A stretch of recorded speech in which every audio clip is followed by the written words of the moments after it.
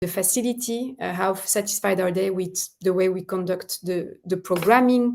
And usually because it's a longer form and you might think people won't take the time to do that, we were also offering them like a free, like to reward and thank people for the time they took to share some feedback. We were doing a pizza and beer night where they were basically getting free food and free beer, but depending on the type of space you operate, you can do something different. With some of our clients, for instance, through the consulting branch we have, when they do those surveys, they offer vouchers for airplane tickets or whatever. So yeah, just give an incentive to people to take part in the survey so that you can get as much feedback as possible from the members. That would be my take on understanding the experience they currently go through. And don't be afraid, just to wrap up, and then we can go to Luca, but don't also be afraid to ask about the tech, for instance. How satisfied are they with the technology you're using? Do they know about it? Do they use it at all? Why not? Like, you have to go into the details just so you can make sure that everything you see right now not functioning properly in your space, from your own eyes, you can potentially confirm your assumptions, or maybe everything is okay and it's just you. So that's also some of the questions you can get. All right. I'm excited to make our way to New York, actually, to be with Lucas, who is the co-founder of, this is not working, of a co-working space called the Farm SOHO. Maybe some of you guys have heard of it. The Farm SOHO has been around for a really long time. And I think when it comes to member experience, Luca has a lot to say. So I'm really happy that he's here with us. Hi, Lucas. Hey, how's it going? How is my sound, by the way? Is it good? It's perfect. Cool. How are Hey, you? nice. Good, good. Nice to be here. I tried to remove my background, but I couldn't, so I'm not in Egypt or whatever that is. Looks like But Greece a bit to me, but Greece probably, yeah, the columns. nice background. So I'm really happy instead of to. that, I blurred it. Okay, go ahead. I'm sorry. No, it's all good. I was just saying I'm really happy to have you here because, as I was saying in your introduction, I think you have a lot to say when it comes to the topic of member experience. We've been at the farm and we loved the time we spent there. But before we dive into the topic, can I ask you to quickly introduce yourself? But also, what do you do at the Farm SOHO? I'm the CEO and the founder of the Farm SOHO. It's a co-working space that was founded back in 2014 when co-working was not necessarily a private office, right? Um, it was pretty much open desks and open space. A lot of the players just executed on that, and so the community was a driver. So we've found a model that kind of still continue to operate in that such manner. We did eventually, got into different fields of, generating revenue, but co-working is one of our core products, is one of our main spaces, and it's a product that our customers really love and enjoy, and it does come with a responsibility of a community that we're trying to get to reignited again. But it does happen mostly. I think a lot of questions going to be about community here, from what I could sense. But I could tell you this: if you design the space properly, it will happen organically. And we were really lucky to do that when we've designed the space. Actually, it's a great bridge to my next question because I wanted to ask you, how did you end up at the very beginning of your journey back in 2014? How did you end up even opening the Farm SOHO, and why did you decide to open a co-working space back in the days? I was in retail, clothing retail, which is completely unrelated business. I always been a serial entrepreneur, so I was thinking about getting into the um, in not Airbnb, but vacation rental business in the United States, and to get into that type of real estate. But then I realized, the movement of co-working, which was quite similar. So I mean, it's just a service industry, hospitality industry, but just for the office client instead of the residential or the vacationer, and it was beautifying the property, servicing it, and providing customers with the most excellent services possible increase the value of that piece of land, piece of property. So, and seeing that really compel me and propel me into co-working. When I started, I didn't know what the hell I was doing, obviously. So, so it was a long journey. It took years to figure out. And the focus on today, as you started to hint, it's obviously, yes, community, but also very much member experience in co-working spaces. So let me ask, how did you approach the topic of that experience you wanted to offer members back when you started? The easiest way to do that is we're not doing it as much as we used to because community is almost organic at this point. It's all about the community manager. The community manager will, you have to have a very, it's really mostly about that one person that everybody loves. And that person also have, could be unlimited in terms of their ability to put the community together or with come with certain limitations. So that person will drive, oh, come on, guys, let's go to this event. Let's just do, lunch and learn. Let's do this, let's do that. It'll be really creative on that. It's a lot for one person's shoulders to handle, especially if the space is, approximately 6 to 10,000 square feet, because that's a lot of members, depending on your seating chart. Another hack is you could use your common area space as an event venue where the curator of the event gets the space for free, but they're obligated. Well, first of all, it has to be, a fitted event. It can't be just, somebody's birthday party, right? So whatever the event that they create is also benefits the community and could ignite the interest of community. What doesn't work is lunch and learn.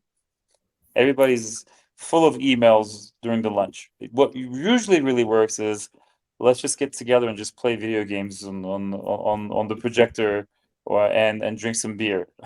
Usually is the case. People are kind of working there, and after work they want to blow off steam. Uh, Places like New York, they're really lonely in terms of finding and making friends. This is just a part of Western civilization. So you bring you bridge that gap by bringing the people who have common goals in the common area and convenience by providing a platform where they can have fun. And those are the most successful ones that people like to enjoy. And how much time did it take you to figure out that actually a lunch and learn would not work, but that instead video game nights were a hit? Uh, I mean, we haven't done this in a while, actually, the lunch and learns, but when we first did them, like, why aren't people showing up for these things?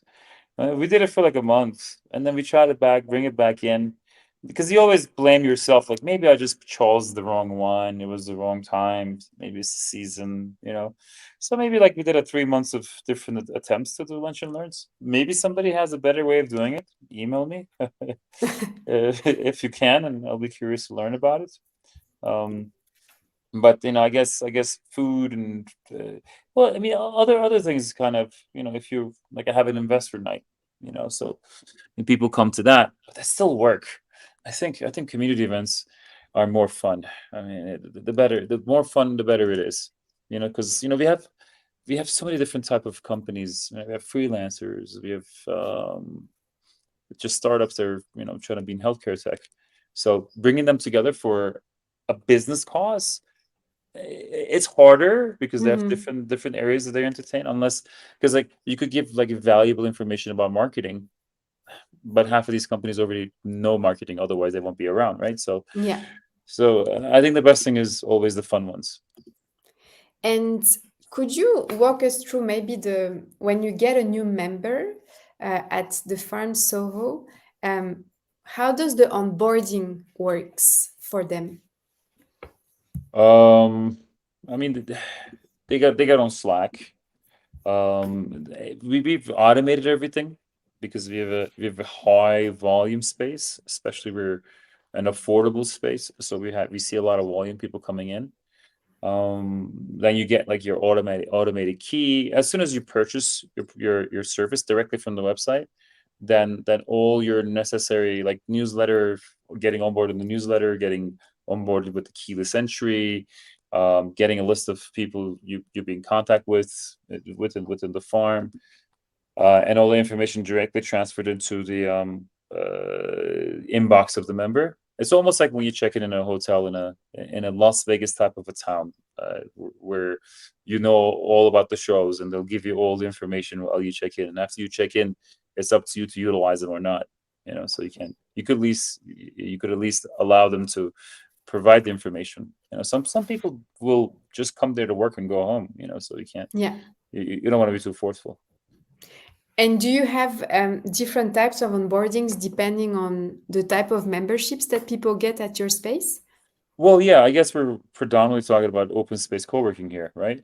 So, when that's usually different types, meaning, if you have a dedicated desk or communal desk, which is very common, or you get a day pass or a week pass. Ultimately, we like to consider you as a part of the community as long as you're utilizing the service. So you get the same communication pretty much. It's slightly altered. Uh, but generally, you get to reap the same benefits if you're in the space and utilizing space that day, and there's some event going on. Yeah, just come on, join us. And you guys actually have more than one location. So, how do you replicate the experience you offered in space number one? How did you replicate it in the other locations you currently run? Yeah, so let me check over the other locations. Something we didn't pay attention to that made the first space successful was we're in a 600 square meter, which is a 6,000 square feet approximately space, which is fully open. And so that creates this big hall, and uh, the quantity of people that get to utilize it creates a very organic ambiance for community. Other spaces we chose, they were around, I would say 3,000. They had more. They were they were in one big hall. They were more broken up. So what we wanted to create didn't replicate there, which was good. It forced us to learn more about the mailbox business, the event venue business, the conference room rental business, and so we were able to kind of expand into different areas. Um, but we know what it takes to build an open space co-working now, and by trial and error. So our next space in a new city will definitely be that. We will choose the proper property, the proper location, the proper size. There's a lot that goes into it without, because we did it first time and it worked. This was back in Mm-hmm. 2013, like we said earlier. I don't know what I was doing, but I was doing it right without knowing it. So now we know what made it work at least.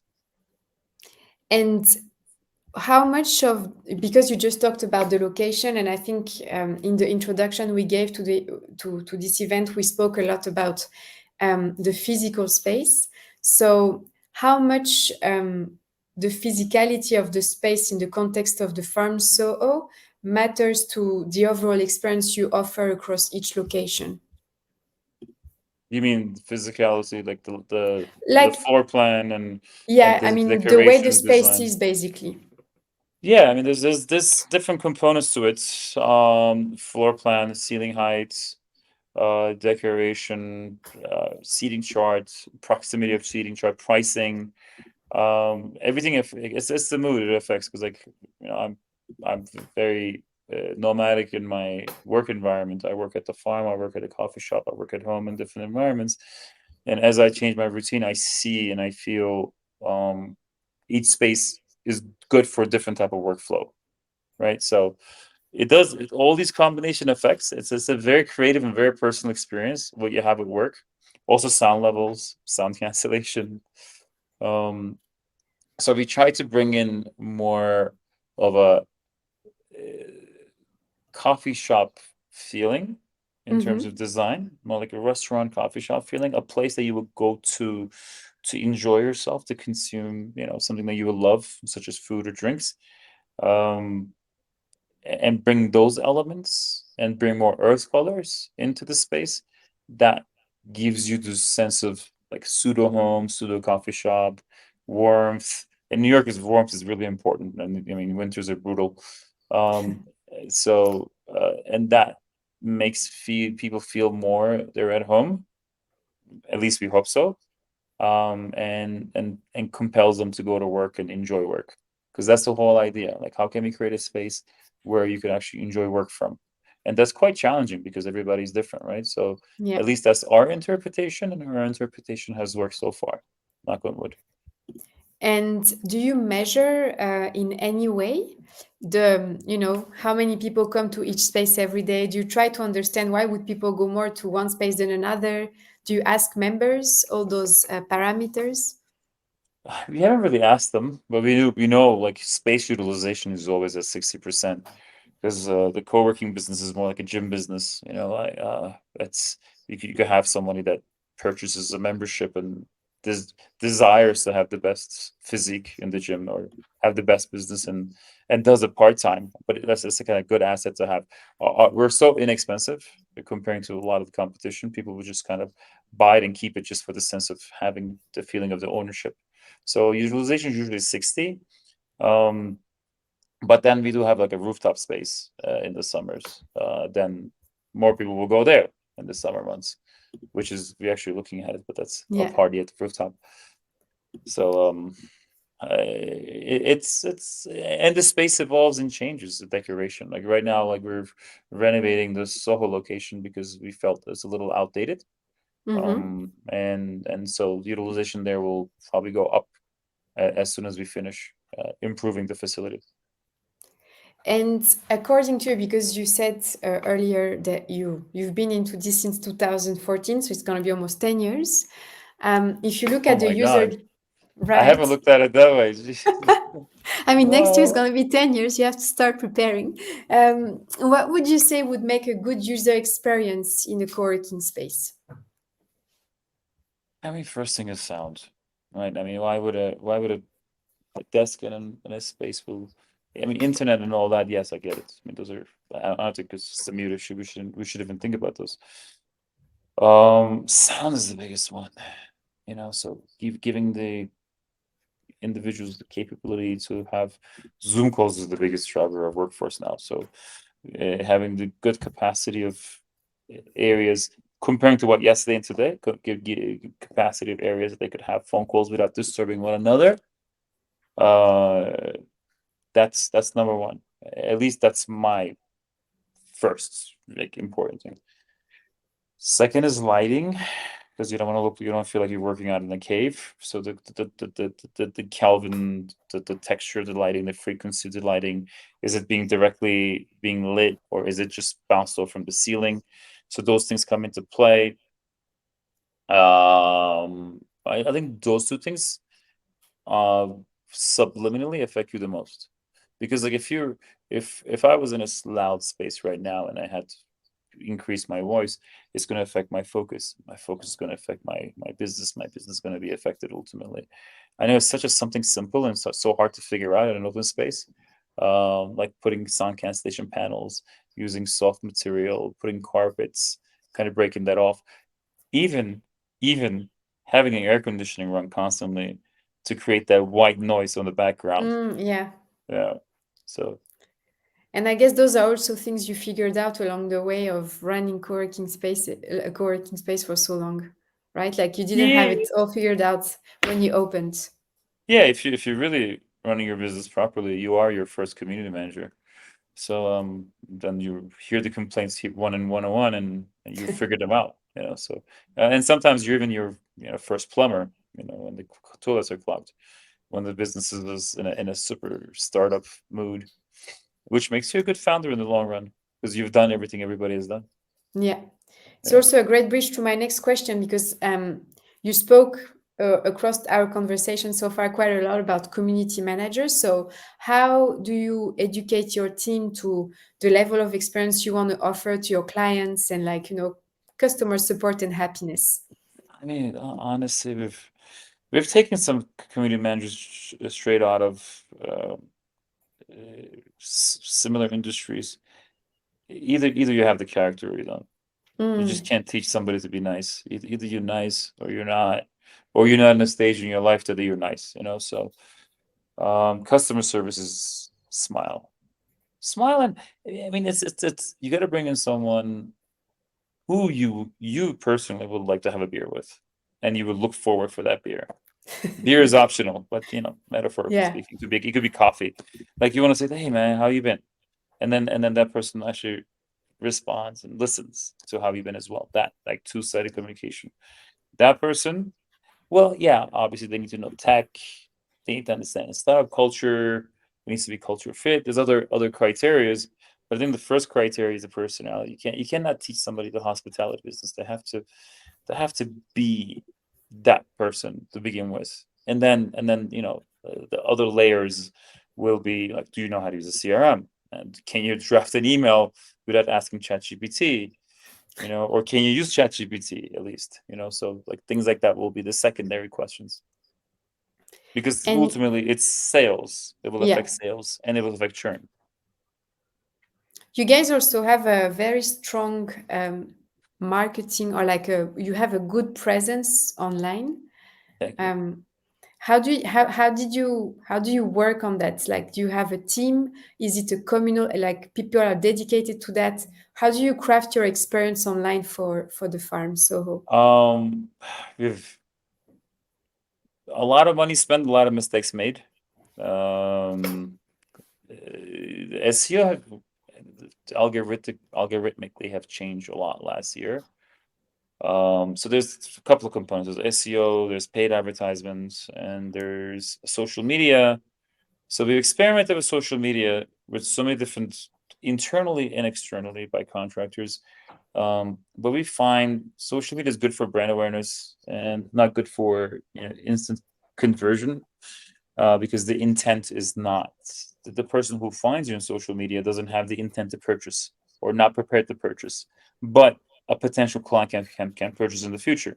So I think we're a little impatient to do the brand awareness approach. So we're not good at that. Just tell you straight off the bat. But in terms of understanding Google algorithm and understanding Google AdWords and understanding how on the paid advertisements also how your clients will find you, you know, is an area of more expertise at. And I personally study the algorithm as time allows. I mean, because there's so much to do, but it's kind of like a personal um passion of mine almost at this point, because it's really correlated to the revenue. And then we hire internally either a blogger or like an advisor and a developer, and other parts of other parts of the puzzle that complements the algorithm, and we do trial and error. We have catastrophically failed last year on some of these things, but this year we're doing good. So I guess that's kind of like a probably long-winded answer to a short question. And I have one last question before we wrap things up for you. Because earlier in the conversation, we had a question from the audience about surveying members. Is this something you guys do? Do you run member survey to understand how happy they are with the space? And if so, how often do you do it? Um, we do it as soon as we see a shrinkage Okay. from our normal um our normal, because we are very increasing in volume of members, it's since the pandemic, like gradually. So we do it then, and like the hardest part is like, how do you get somebody who's super busy and probably back to back on calls all day to fill out your survey? We usually say, "Hey, fill the survey out. We'll get you. We'll coffees on us, and we'll send like a Starbucks card." So then it becomes really expensive experiment. So we probably lose, but that's the only way to do that, I guess. And okay, one more question, and then I promise I'm done. What would be your number one piece of advice to people watching us now or later when we publish the replay, when it comes to member experience and creating something that members, creating a space that members will really connect with and love? Say again. I'm sorry. I just like, I broke up a little bit. Okay. No, the question was, what would be your number one piece of advice Uh, for people watching us now and wanting to maybe start with the topic of creating a great experience or improve the experience they have for their community? Creating a great experience. You mean for community manager, an owner, or I architect of mean, the in space? general. in more so as the what you offer to members, so that you want them to return to the space and be happy with what they get? It depends. It depends on your current location. So each like if you go to Bali and the co-working spaces in Bali that I've seen, they're great at let's get together and just kind of do bar hopping. It's almost like a hostel, pseudo hostel type of events, and they create to bring the community together because Bali is Bali, right? And then you go to, for instance, Bogota in Colombia, and the co-working spaces is like business, leave me alone, like more so. I mean, I'm sure some spaces differ on that. Then you go to Cartagena, Colombia, then it's completely different, So I guess first understand your target client, who in your demographical area, and your client can differ. Like in New York, you could target like just freelancers, right? Is to then build a marketing, a website, or a space, if it's just a space, a subspace of your larger organization that fits the needs of that person. Because if you have maybe if you were building maybe like spaces or regions, then okay, we'll probably leave these members alone. They'll be less inclined to kind of get together. So I guess that's the core advice I could give you. It all starts with the customer, and you could grow around the customer and do a lot of trial and error, because as you introduce like a new target customer to your location, it's going to be a lot of mistakes made, and if without mistakes, you'll never figure out the right answer. It's a very good piece of advice. Thank you. Thank you so much, Lucas, for being with us today. I'm just adding again your website and social media accounts of the Farm Thanks. SOHO, so that people can check out the brand, but also if they are in New York, they can come and say hello and I'd love to. experience the Farm SOHO for themselves. Yes. Thanks a lot. I wish you a great day in New York, and I hope to see you soon then. Thank you. Bye-bye. Take Bye, care. Lucas.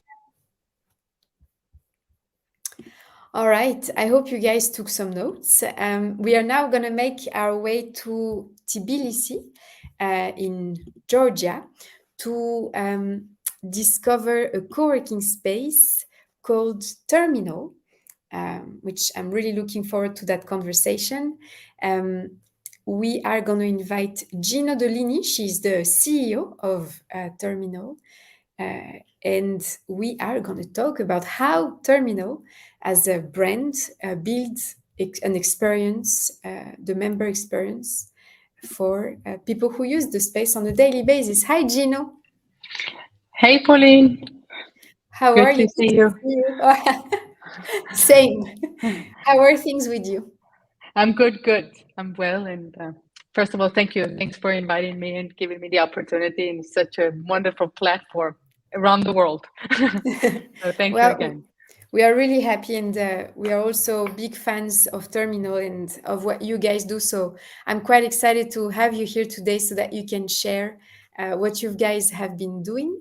I know you, but I know that people watching us right now might not. So can I start by asking you to quickly introduce yourself and also maybe give us a little bit more detail as to what you do at Terminal? Sure. So I'm Gina Dolini.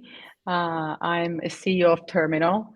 I was born and raised in Georgia. Then, after 12 years of living abroad, I came back to my hometown. I worked 4 years in hospitality business in top management, and then I accepted the challenge in a new industry in this country and became a CEO. So now, almost 6 years, I run the company. I lead the company and I manage the company. So I try to do both. Okay. So yeah, it's been 6 years. It's been a wonderful 6 years so far.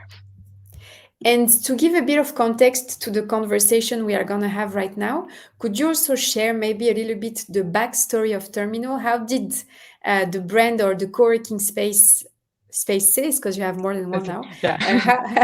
how did they come to life? How did the brand come to life? Sure. So the idea came in 2016 when the co-founders of Terminal, Ekaterina and David, who lived also abroad, they came to Georgia and they see that this industry didn't exist. People were using cafes and so-called internet cafes for online working. There was no printing. We had some kind of small shops for printing machines. So it was pretty hectic then, back then. So idea popped up right away. It was a bit risky, obviously, but they owned the property, so it played a big role for them. And the first co-working space opened in Georgia. And that was in the end of 2016, beginning of 2017. So that's how the idea started, and then they found me and we started to build together with a whole team. And it's a great bridge, the initial days of Terminal, to my next question, because as you know, we are here to discuss member experience. So let me ask, how did you guys approach the topic back when you started? It was very hard because we had no experience. Also, us, the co-founders and me, we had no experience in this industry. So we start searching for the big names out there, international big names, and see what they were doing. In the beginning, we kind of copied like the amenities. We kind of copied the services that co-working spaces were providing. That it's standard, like a membership, 1-day pass, meeting rooms, open space, private office. So we kind of took this and actually copied. The first members we were getting, they were foreigners or locals who used co-working spaces abroad in other countries, because we were getting funny comments like, oh, this is a restaurant, or oh, how can I work in the same environment without like closed private office with other non-my co-worker. So we started really listening to those members who first came to us. We were asking for feedbacks, advices, because they've seen more than we did. And we were looking, we wanted to see what we were doing different or maybe wrong. My personal background for hospitality background played a good role as well, because it is a co-working space, it's a hospitality. I mean, that's how I look at it. So I had a personal touch to each of them, and I guess when we find out that we were on the right path and we got the confidence, that's when our marketing and PR team started to push really hard to work on awareness of the industry. And it took us about 1.5 years to realize that yes, this was the right decision, and this industry has a big future in this country. And what's the purpose of the experience you wish to offer members at Terminal? What does the experience serves in the overall mission of Terminal? The overall mission is we were a post-Soviet country, and the main purpose was to create the environment that was close to Europe. It was close to West, and it was different from any other industry, any other spaces, any other hotels that were in Georgia. That was the main purpose. And I believe we created that. I believe we educated people, even our employees also, the values that we put out there. It meant a lot. It was kind of a mind changing. It was a mentality change that we did. So that was the main purpose.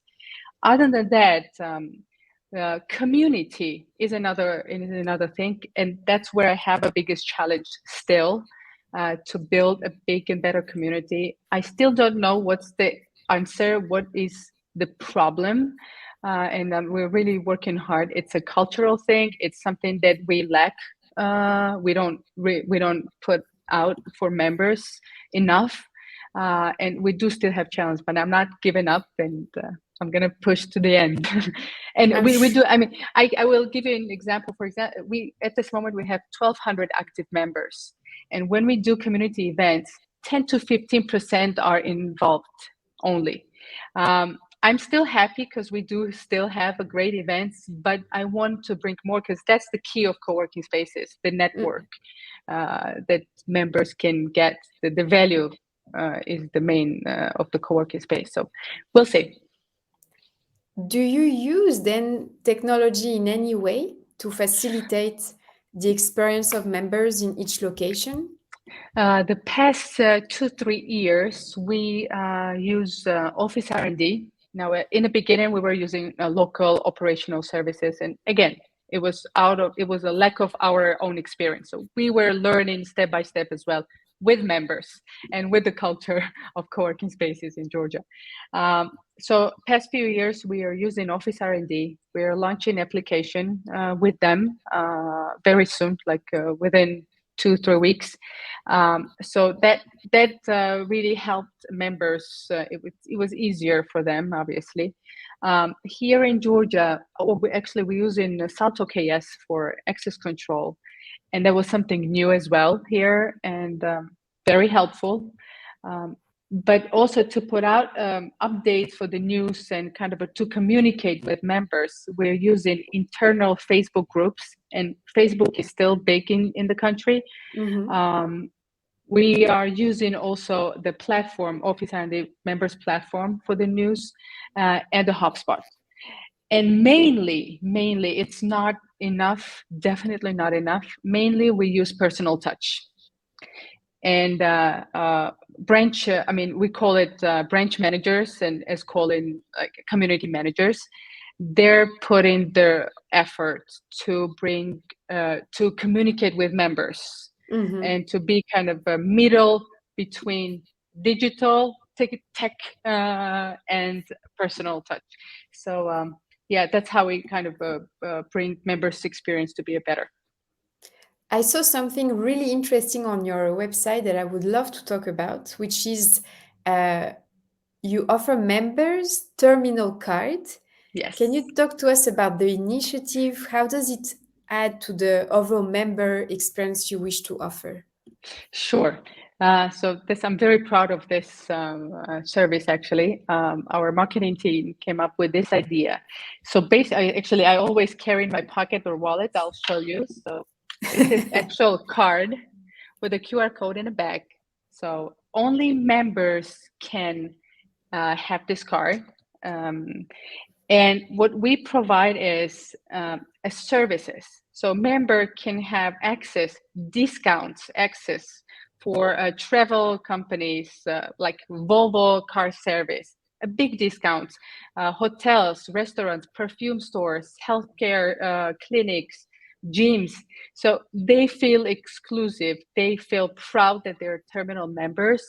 So all of them, probably 85% of our members carry their card in a pocket all the time. They might not use it, but they feel very proud because they have something special.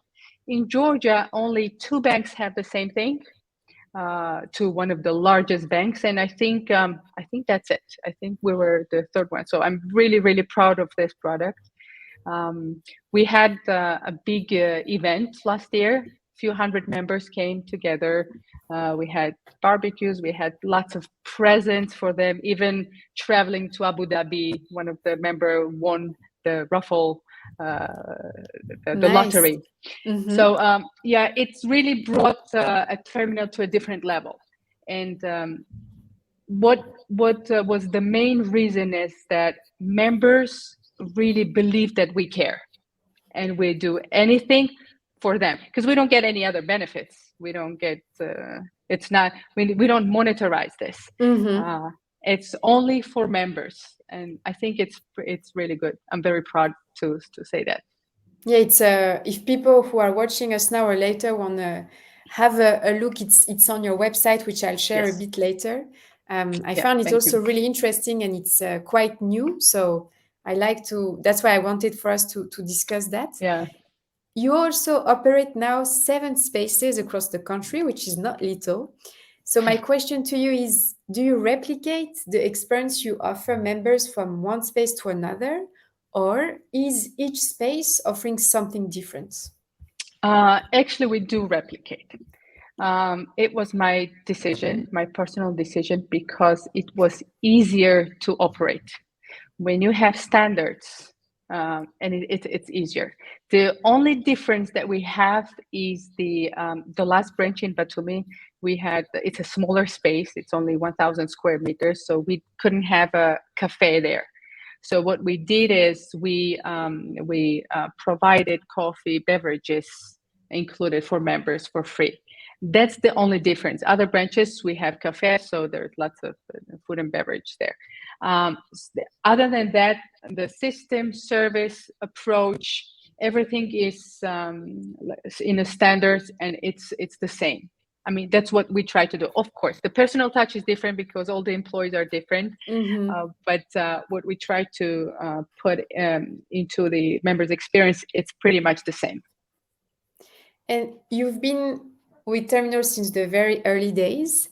So what have you learned in your own personal journey of designing such a nice experience for members at Terminal?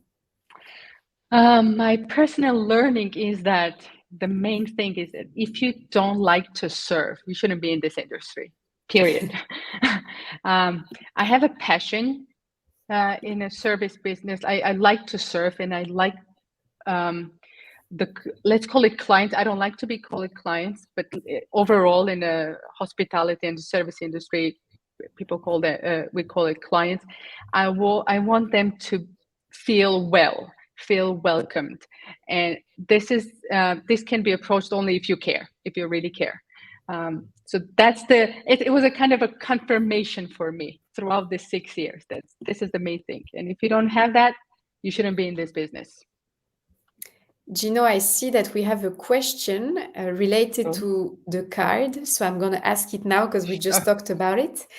Claudius, who is watching us from Switzerland, is asking you, how do you source the partnerships and discounts for the card? How do I source? The whole marketing team is working tightly on that.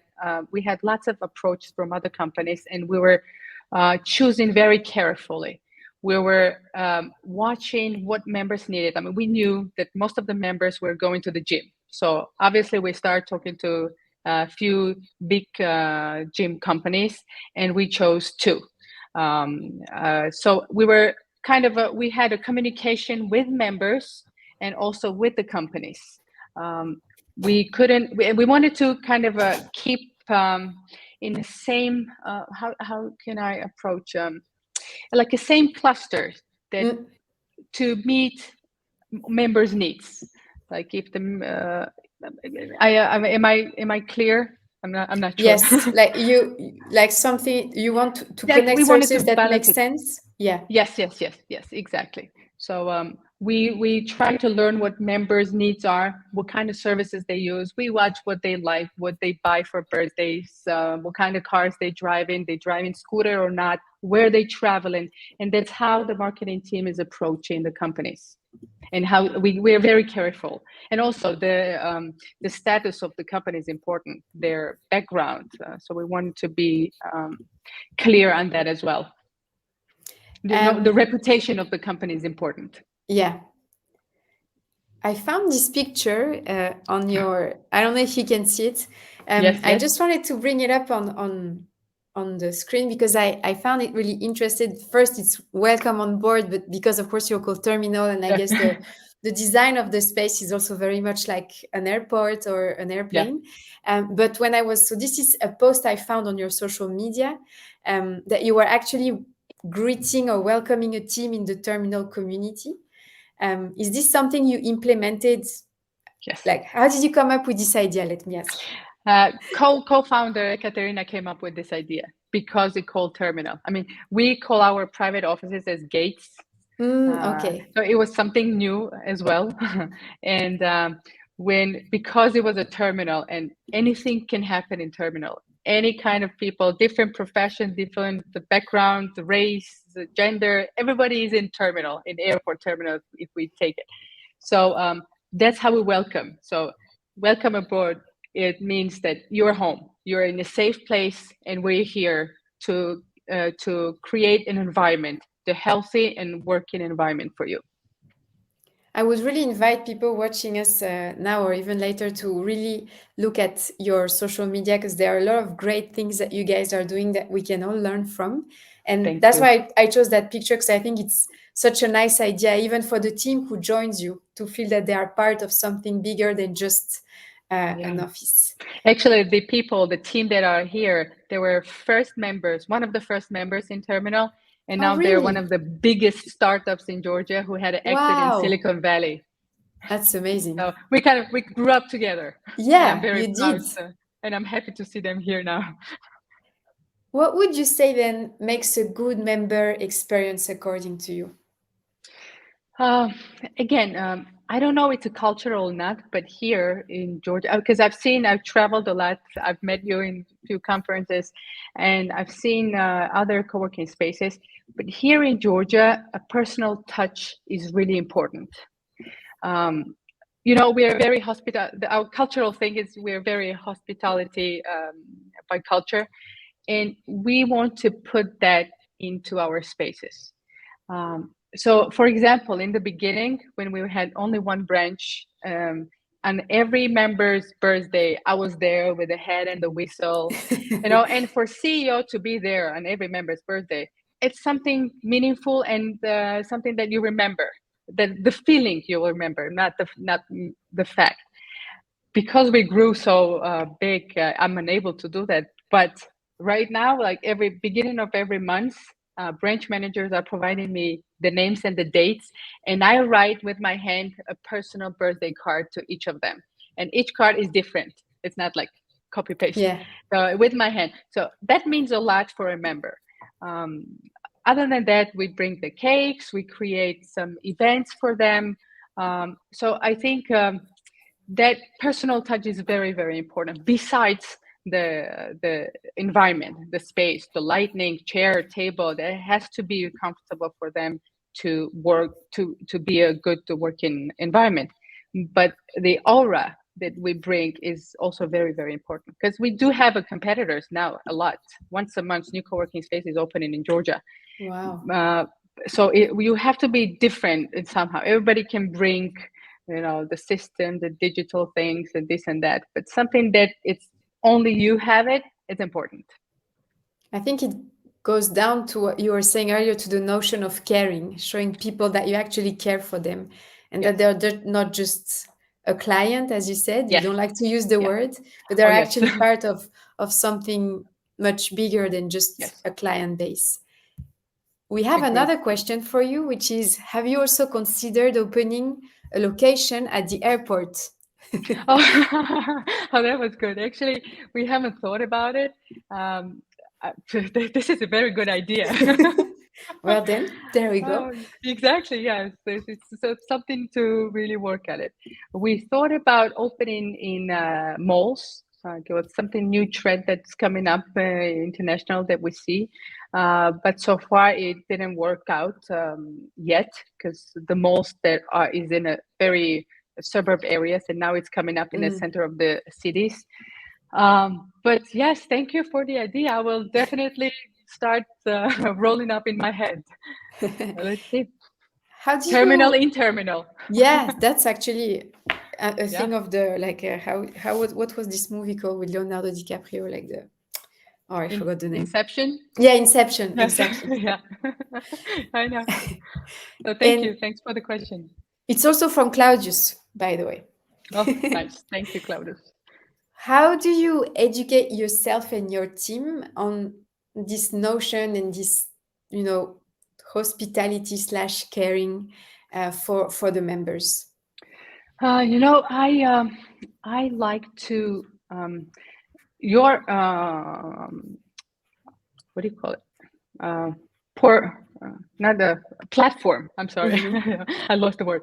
Your platform, other platforms. I read a lot of articles, interviews for people that have much bigger experience than I do.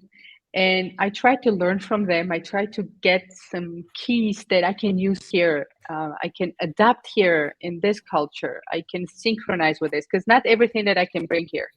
I try to be more automatization, to put more automatization. It's not working same as, for example, in Germany or in Prague. So I try to synchronize it here. I try to read a lot. I take courses for leadership, a lot of leadership courses, because that's important, how to be a leader, not the only manager. And that's how we pass it on to the teams. I pass it out to the management team, and it goes on and on. And so far we have 80 employees throughout in the company.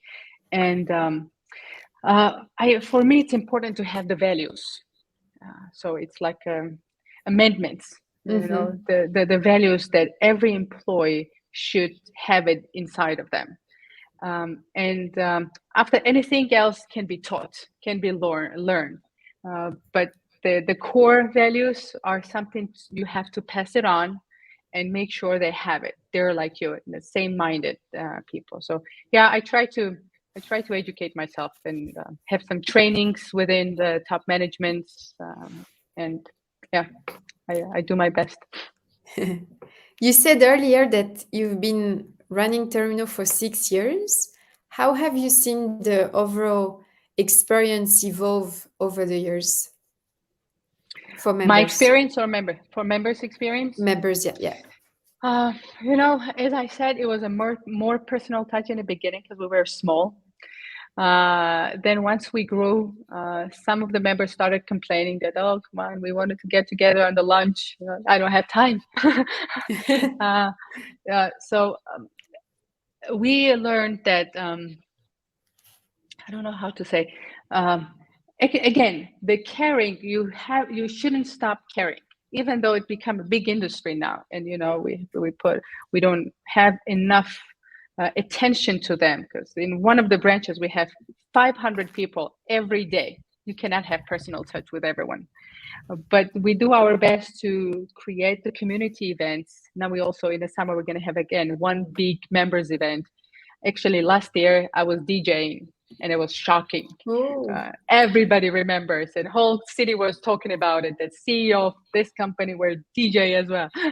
So we try to put these little exciting things for them, so they can still keep themselves in a terminal and have the good experience that comes from the beginning. And let me tell you, like 80%. Oh, you have a thank you for Dimitar is very fast, you know, at finding everything. So good job, Dimitar. So in I lost now there we go. I saw myself DJ and I lost myself. No, you were saying that people were talking a lot about the fact that a CEO was also DJing. Oh yes, it was a big thing. It was culturally also it was very big, because nobody can imagine a CEO, you know, with a tie and this and that, all of a sudden being a DJ with members. So that kind of little things bringing them. And yeah, I was saying around 75-80% of our members are right from the beginning. Whoever started 5-6 years ago, they're still with us. So I guess it means something for me. It means that they feel like home. They feel like it's a healthy environment. It's the work-wise, because they have to be productive. If they're not productive, obviously they leave. So I think personal touch and developing, put in events, put in something new, like terminal cards, something, again, bring in once in a while, something new to them, something exciting. It keeps them happy. Speaking of videos, you also shared with us, I think it's because we are arriving at the end of our session, you shared with us in preparation for this event interviews you guys did with members for them to talk about Termino. I would love for Dimitar to bring up the video with English subtitles so people can understand. I think through this video, everything you just talked about will become very clear. So it's 3 minutes, but it's definitely worth watching. Thank you. Actually, this video was not set. Our partner, it's a magazine, Indigo magazine, very good educational magazine. They came up with initiative. So they were the ones who talked to members. We had nothing to do. Okay. So it was not a set shooting. So it came as a surprise to you guys. Yes. Yeah. Nice. მე შოთანმა მოგინა ეს ადგილი. სამწაულზე მეტი ადამიანის მემბერები ვარ. I work as an angel investor here in Georgia. მახსოვს რომ მოვიდით ვიყავით ფორუმი და ეხლა უკვე 10 მეტია. გამუშავ ხელოვნური ინტელექტის მოდელზე. ტერმინალში ვარ. აგარი?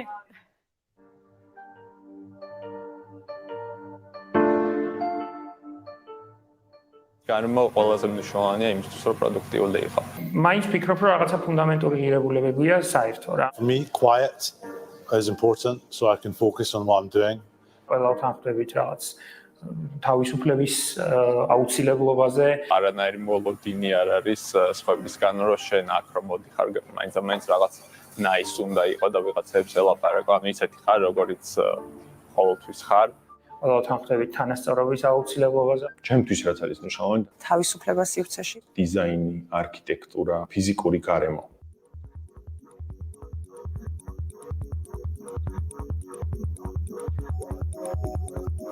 ძალიან ჭირდება გავმიჯნო ჩემი ცხოვრება და სამუშაო ერთმანეთისგან. ბევრი სხვადასხვა კომპანია რომ მუშაობს, აქვს შესაძლებლობა რომ გავიცნოთ სხვა კომპანიის თანამშრომლები. The great thing about the co-working space is that even if you're running a company by yourself or if you're running it with 50 people, it really helps you get into that mindset of being at work. ერთმანეთს ვეხმარებით, ასე ვთქვათ. აი ჩვენ მაგალითად სხვა დამეგობრებული კომპანიის მომსახურება მიგვიღია. If you are small, like we were in the beginning of 1 or 2 people, you have the benefit of socializing with other companies, which creates it's a big office. წევრების მრავალფეროვნება იმის საშუალებას გაძლევს, რომ ძალიან ბევრ საკითხს მრავალმხრივად ვუყურო. საშუალება გვეძლევა აზრების მიმოცვლის, ინოვაციების გაზიარების. ყველა ერთმანეთს ძალიან გულშემატკივრობს და ყველას აინტერესებს ერთმანეთის ამბავი. თამამად შემიძლია მე პირადად ვთქვა, რომ ვინც არის ამ კონკრეტულ ფილაში, ყველა ჩემი მეგობარია. One of the person that sits across the table from me, wonderful human being. I would have definitely never met her if I had not come to a terminal. ძალიან დიდი კომუნიკაცია არ გვაქვს ესე განსაკუთრებულ ერთმანეთთან. რაღაც უსიტყვო ურთიერთგაგება არის რა.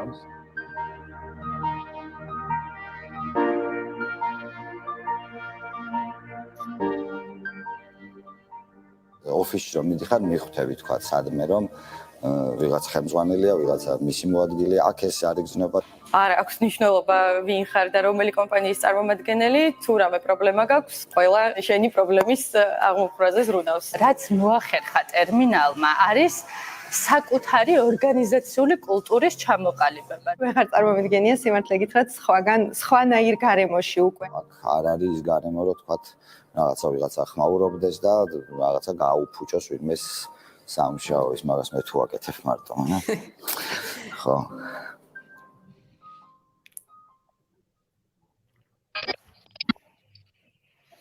I think it says it all. When I looked at it and when you shared it, I was like, you can't get better than those type of. It's so honest from members. It's you also understand because at the beginning of the presentation when we introduced this event, we talked a lot about the experience for people being about making them feel something, letting them interact with the space, and then feeling the value they get out of the space. And when I looked at this video, and to everything you just said now, I feel that you guys have it all figured out somehow, because what people say is exactly about that. You let them be, and in the meantime, you create the space for them to socialize whenever they feel like it. Yeah, watching this video, I felt like, okay, we're doing something right. Many things right. Many things right. Thank you. Thank you so much for being with us today, Gino. I would really invite people to first check your website if they are curious to discover more about Terminal, also on social media. Obviously, if they're in Georgia, I would just highly advise them to go and check the space. As this is you're the last speaker for the day, I would love to invite Dimitar as well to the talk, so he can also maybe say a few words and share a little bit of his while watching our talk. Hey, Dimitar. Hello. The sun came here, so it's interesting that we're doing this event a bit later than usual. So. It's cool, but thank you so much for sharing, and it's really interesting to see such a space and such a big community that's so much together. It's like a special thing to have so many members and being able to create experience that everyone is sharing. Yeah. Thank you. But I'm looking forward to seeing you here. I'll be one of those people that are going to visit and oh yes, also go snowboard. I think I've heard a lot of things about the Georgian mountains. Yes, so, yeah. I'm coming for the wine. Both works. Yeah, but thank you so much for sharing and being so open and really pushing everyone else that's watching or is going to watch this later to understand what it means to run a good community and how to care for your members and how this pays back essentially that the space runs, like as a community for a community and of course as a business, but those are the side effects. Yes. Yeah. Thank cool. you. And Thank I hope to much. come to one of your parties. Yeah. Yeah. I'm becoming a big DJ now. Cool. Happy to know you. Great. Good to see you. And thank you again. Thank you very much. Thank you. Thank you so much. Thank you, Gino. Have a lovely rest of your day, and we hope to see you very soon then. See you. Bye-bye. Bye. Bye-bye. Bye. Dimitar, maybe you can stay with me as we are Yeah, here. I'm trying to find a good position without the sun. Now we seem to be okay. As always, we are here to wrap things up and let people go home virtually because we're online with some food for thoughts. I went too fast on the slides. Sorry, guys.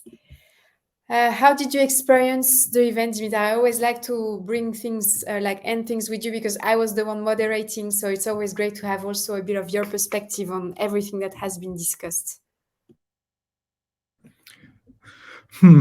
It's very interesting to see people's perspective on spaces and their members and how they care about their members. And for me, because we've been to Farm SOHO in 2017, and I remember it was so busy on the street, and then we went in and it was also as busy. So it was really, the space was reflecting the outside community. It was busy, busy, busy. But somehow this was not preventing members to do work. I remember we were talking and we were going around and there's people talking to each other or just working. And it just gives me this thought again that every space has its members. And when you like that space, you go there. You go there because you feel the vibe, you feel the energy, you want to be there, you feel welcomed, and you feel that that's your space. And it's the role of the space to create that environment for its core customers, because your members are your customers. They need to feel welcome. They need to feel taken care of. They need to feel that they can do their work there in the way that they prefer to do work. Like some people like silence. Some people prefer to have more dynamic environments. But also, as like Lucas says, like noise is an important thing to think about. But sometimes people like noise, and some people they don't like noise. So it's how to make a balance and how to create your space that those people who like silence go there where they can be in silence mode, and those who like the more dynamic and, let's say, noisy environments, they can be there. So I was thinking about those things, and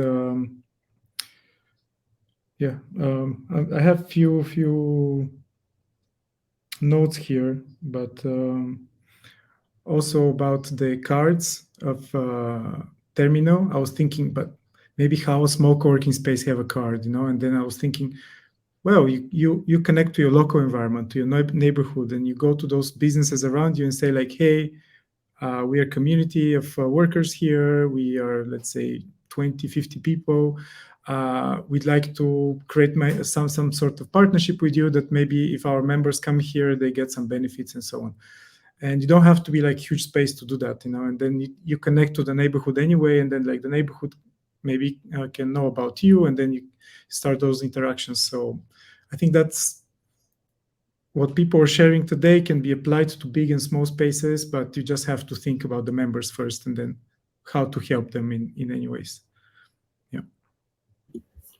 Yeah, that's very true. And the card thing, it's very interesting because we are actually having a client with whom we are working on the same type of concept. And what you're saying is very true, like finding the services, and maybe that will potentially help Claudius understand it, or find a way to make it work for his space in Switzerland if he wanted to. But it's true that finding the local services that people use often, or that they would kind of like benefit from in their work day, but also in their personal life, makes a lot of sense, I think. And it adds value again for the community. Thanks, Dimitar, for sharing your food for thoughts.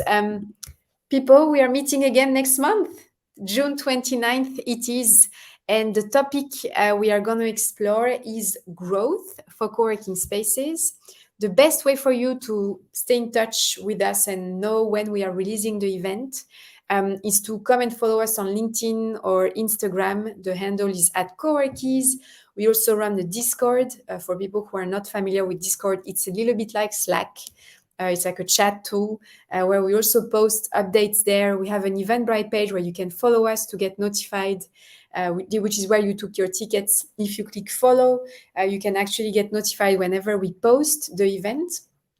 I just want to emphasize that on the topic of growth, we are not going to look at growth only through growing from one space to 2, 3, 4, 5. But we're also going to look at growth over the years for people who have one space, but it has grown. So it's like growth as a whole and not just as expanding in terms of spaces. As always, we like to look at things in many different ways. Thanks a lot.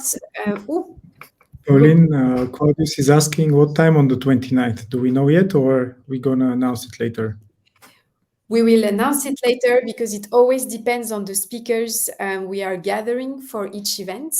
I imagine this session would be, because of the spaces we have in mind, I think it would rather be a morning session, but not yet 100% sure. So we'll definitely let you know very soon what part of the day it will be at. Okay. So thanks a lot, everyone, for being with us today, for tuning in. Thanks to Claudius, Christina, for always being with us at those events, and many that I'm sure I don't see in the comments, for watching us today, for being with us. It's been a pleasure exploring members' experience in co-working spaces with you guys today. I wish you a great rest of the afternoon or evening or morning, depending on where you are. And we see each other again on June 29th then. See you. See ya.